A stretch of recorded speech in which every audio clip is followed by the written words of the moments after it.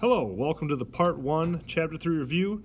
This video will cover problems 1 through 20, which is the first 3 pages of the review packet.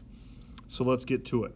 So the first question is asking to name the corner, the angles as alternate interior, alternate exterior, corresponding vertical or consecutive interior angles. So first off, number 1, if I take a look at angles 1 and 8. So where are they? Here is angle 1, and there is angle 8. Again, compared to the transversal right there, they are alternate, and then compared to the parallel lines, they are on the exterior. So this is going to be alternate exterior. If I move on to number 2, we are talking about angles 4 and 5. So here is angle 4, there is angle 5. They are alternate interior angles. Moving on to number 3, we're talking about angles 4 and 6. So angle 4 and angle 6. So again, compared to the transversal, they are consecutive, and then they are interior. So consecutive interior angles. All right, moving on to number 4, I cleaned up my picture a little bit to make it easier to see. For number 4, we're talking about angles 2 and 3. So angle 2 is right there. Angle 3 is right there. Those are vertical angles. Moving on to number 5, angle 3. Angle 3 is right there. Angle 7 is right there. All right, notice that one's interior, one's exterior. All right, but notice that they are both bottom right as our view, so that is corresponding. Lastly, 2 and 7. All right, I'm gonna clean this up a little bit better. So angle 2 is right there, angle 7 is right there. All right, they are both alternating sides of the transversal and on the exterior, so that is alternate exterior. For number 7, we need to tell whether the lines are parallel, perpendicular, or neither. So in order to determine if things are parallel, perpendicular, or neither, we need to check their slopes. So first thing I'm going to do is find the slope of line 1. So I'm going to go y minus y is 0 minus 2 divided by x minus x, 2 minus 1. That'll be negative 2 over 1, which would be negative 2. Now if I check line 2, I'm going to find the slope of line 2. That is going to be, again, y minus y, so negative 2 minus negative 1 divided by x over x, so negative 2 minus 0. Add the opposite here. That will get me a negative 1 over negative 2, which would be 1/2. And if you compare negative 2 with 1/2, those numbers are opposite reciprocals, which means that they are perpendicular lines. Moving on to number 8. Now I kind of don't have a lot of space down below, so I'm going to do number 8 off to the side here. So line 1, I'm going to work over here. Slope of line 1 would be 4 minus 1 over 1 minus 0. All right, so 4 minus 1, that's 3 over 1, which is equal to 3. If I find the slope of line 2, that's going to be 3 minus 2 over 6 minus 3. 3 minus 2 is 1. 6 minus 3 is 3. So that's a slope of 1/3. All right. Now, a lot of you might jump right away and say perpendicular here, but realize that it is a positive 3 and a positive 1/3. So they're not opposite reciprocals. They're just reciprocals, which means the lines themselves are neither parallel nor perpendicular. Here we are on number 9, taking a look at parallel lines right there, cut by this transversal.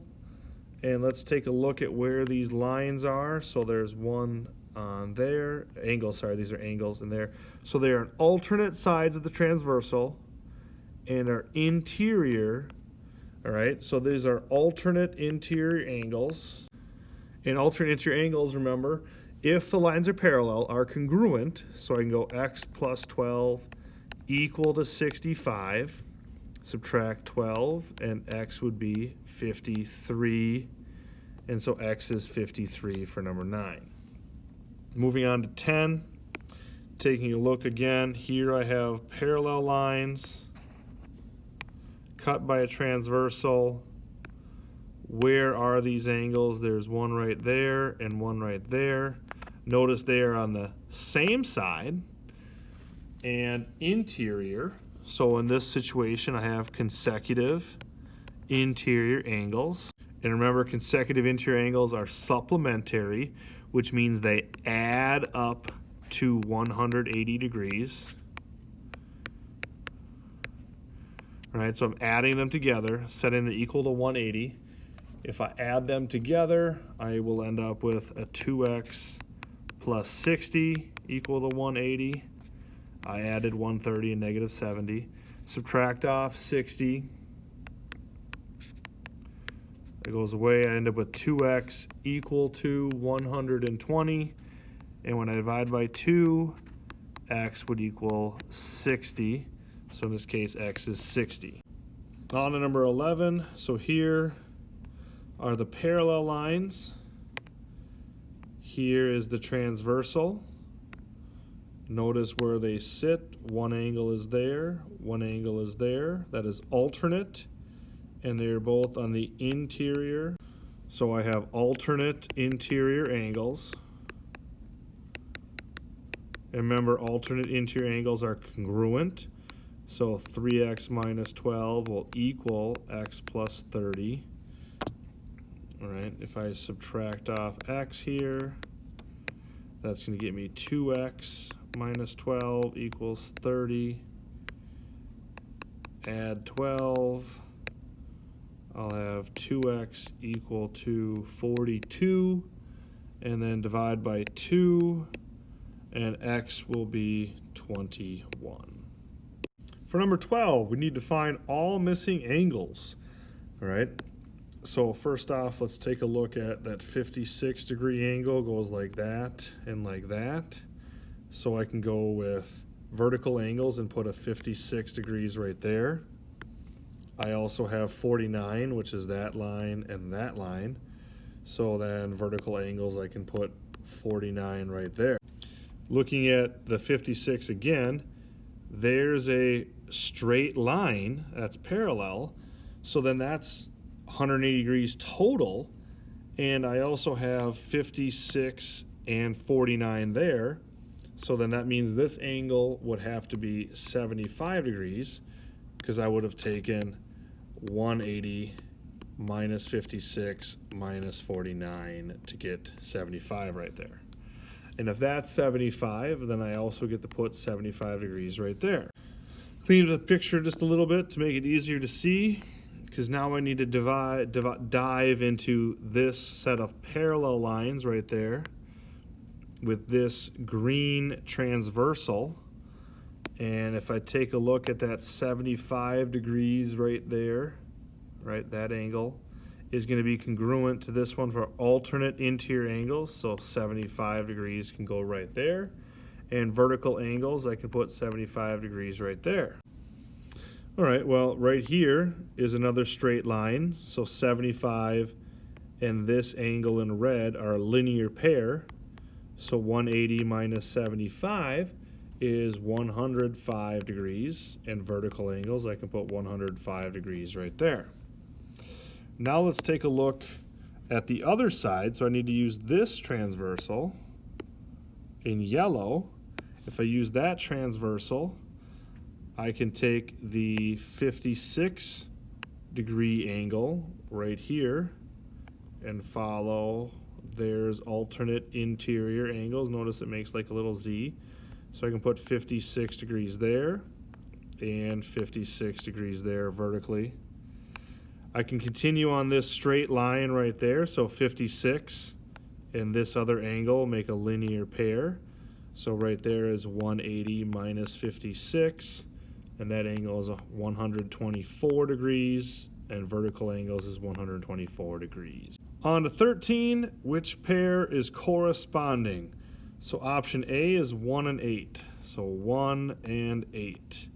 Are they corresponding? Remember, corresponding means same position. Well, 1 is top left, 8 is bottom right. So that answer is no. Let's move on to B, 3 and 7. Here's 3, here's 7. All right, so corresponding. So that's bottom left, and 7 is also bottom left. So that seems like it's the best answer. Let's just double check. Here's C, 3 and 5. So would 3 and 5 be corresponding? Nope, those are same side interior, consecutive interior. And 2 and 7 for D, there's 2 and there's 7. Those are both exterior, so they're not corresponding. So the answer was B right there. You don't need to check them all, but I just thought we'd go through and make sure all of them are checked over. Let's clean this up. Number 14, which pair are alternate exteriors? So are 1 and 3, 1 and 3. Nope, those are a linear pair. B, 1 and 5, so 1 and 5. Those are corresponding because they're both top left. 1 and 6, 1 and 6. Actually, they don't have a relationship between 1 and 6. And then let's look at 1 and 8. There's 1 again, and 8. They are alternate exterior angles, so the answer is D. Number 15, football goal post. Well, let's take a look. Here's this one and that one, the vertical bars of the football goal post. Well, if it's a correct football goal post, this should be at 90 and that should be at 90. So those lines should be parallel to each other because these are consecutive interior angles, and 90 plus 90 is 180. Number 16, if two angles lie between two lines and on opposite sides of transversal, that's the hypothesis, then the angles are blank. If two angles lie between two lines and on opposite sides of the transversal, so I have two lines like that, and the angles lie on opposite sides of the transversal, right there and right there, then the angles would be alternate interior angles. Another key word there is between. So if they lie between two lines, they're in the interior and they wouldn't be in the exterior. On 17, I gotta find the angle of measure 1. All right, so 1 is right there. Well, I could put 124 right there for vertical angles. Well, in that case, I then have angles 1 and 124 degrees. Those are consecutive interior angles, so they add up to 180. So I could say that angle 1 plus 124 is equal to 180. Now this is angle 1, not a number 1, and I subtract 124, so I can't add the 1 to 124. And then I have angle 1 is equal to 56 degrees, so then that's answer D. On to 18, which says if two lines are cut by a transversal so that alternate interior angles are congruent, then the lines are what? So let's take a look at two lines cut by a transversal and alternate interior angles are congruent. If they're congruent, then these two lines have to be parallel to each other. So the answer would be parallel.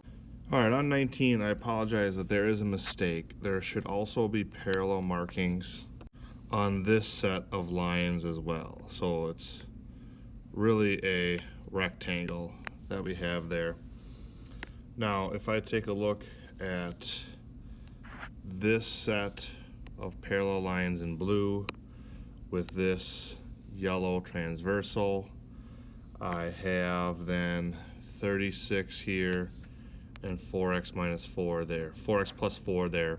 Those angles are going to be alternate interior angles, and what that means is that I could say 4x plus 4 is equal to 36. And I can solve that for x by subtracting 4 from each side. 4x is equal to 32, and x is equal to 8.